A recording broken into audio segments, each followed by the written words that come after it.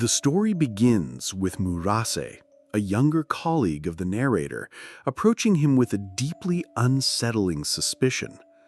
Murase, whose mother passed away during his childhood, had a father who remarried.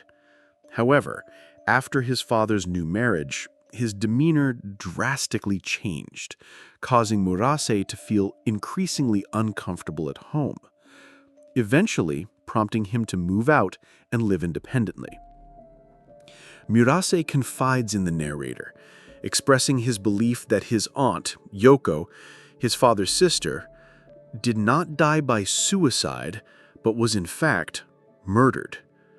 Yoko's body had been discovered approximately a year after her death, in a severely decomposed state, largely reduced to skeletal remains. She was found hanging by a belt from her doorframe, with her young daughter Natsumi lying motionless on the bed beside her. A small note simply stating, "I'm tired," and some money was found nearby. Murase found the scene highly suspicious, particularly the detail that the room had been sealed with cling film, presumably to contain the smell, which he felt was not characteristic of someone committing suicide. He strongly suspected his stepmother, Ajong, was involved, noting that his father had become strange after marrying her. Intrigued and disturbed by Murase's account, the narrator agreed to examine Yoko's journal, which Murase had meticulously digitalized from the original notebook.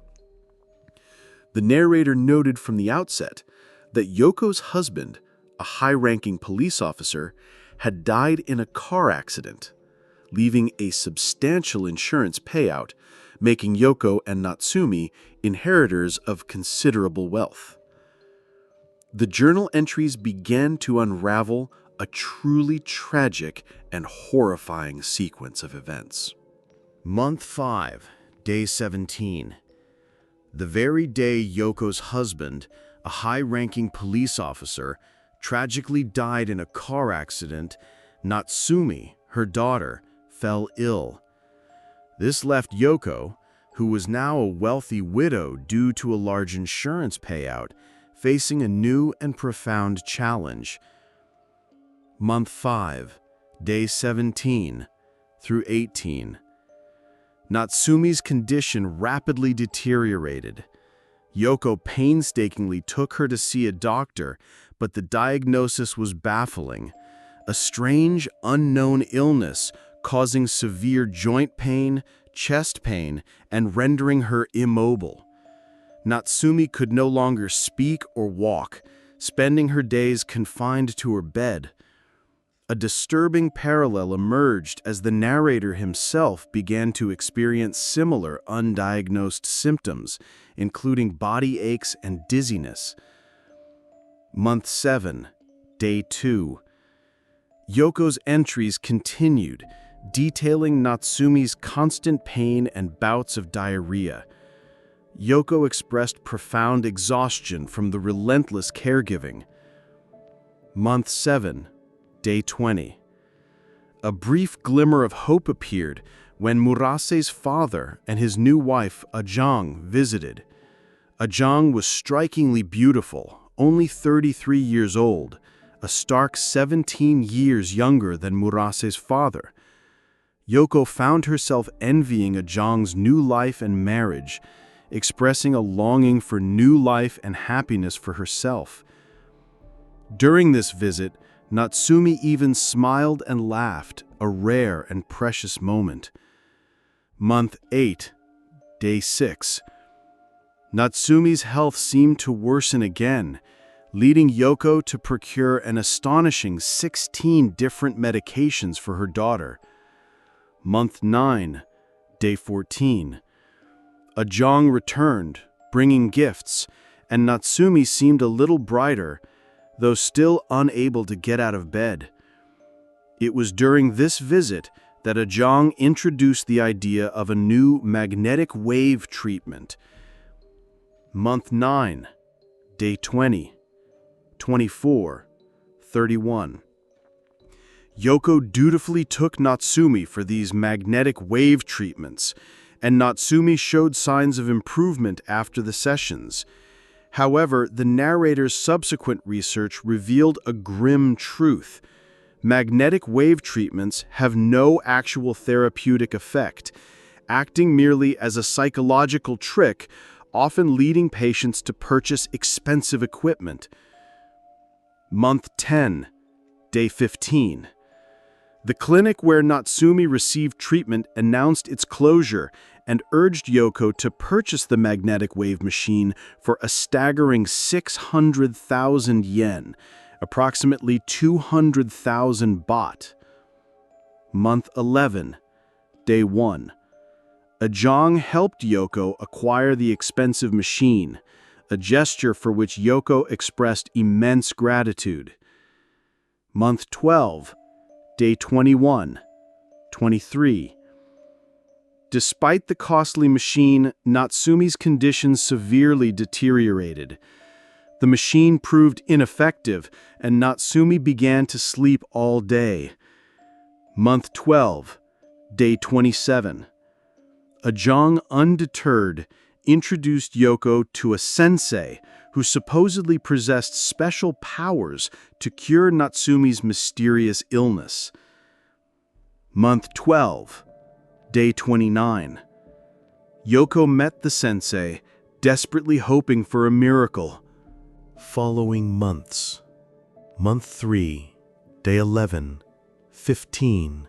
Month 4, day 1, 21, 27. Month 5, day 20.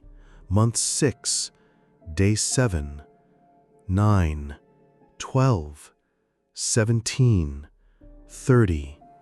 Month 7, day 13. The journal entries became a harrowing record of Natsumi's fluctuating health. She continued to experience pain, though there were still occasional moments of laughter. Ajong continued to supply new, increasingly expensive medications. Yoko became utterly exhausted and felt increasingly isolated, noting her desperate need for solitude at times. In her desperation, she even entrusted Ajong with her ATM card to cover the escalating costs. Month 8, day 20. The tone of the journal turned bleaker as Yoko wrote of constant pain and persistent dizziness. Ajong, who had been so helpful, suddenly stopped visiting. Month 9, day 10, 15, 17, 20, 25. The entries conveyed Yoko's growing despair. No one visited, and she could no longer contact Ajong. Natsumi was not eating and could not move. Month 10, day 4, 9. Yoko began to hear unsettling sounds, someone outside her window calling for help. But on October 9th, the only sound she heard was Natsumi's laughter. Month 10, day 10, 11, 12. Yoko noted Natsumi's continued laughter, but she herself was too weak to even check on her daughter. Month 10, day 13. The journal entry was stark. Yoko's last drop of water was gone. Her final concern was for Natsumi, because her daughter had stopped laughing. Month 10, day 16. The last entry offered a heartbreaking image. Yoko dreamed of Natsumi getting up and dancing. This was the final word from the journal. The narrator, upon finishing the chilling account, realized the full, horrific truth.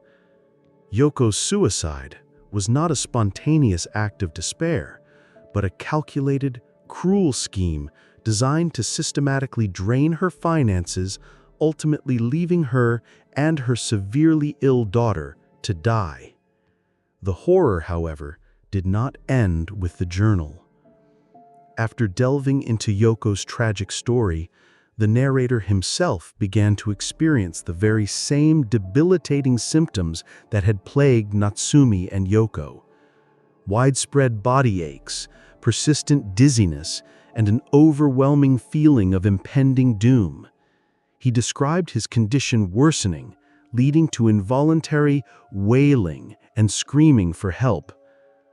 The fates of Murase and Ajong remained unknown, but the narrator's own future appeared bleak, trapped in a mysterious ailment for which there was no known cure. This, he clarified, was not a ghost story, but a real-life crime, a deeply unsettling human tragedy.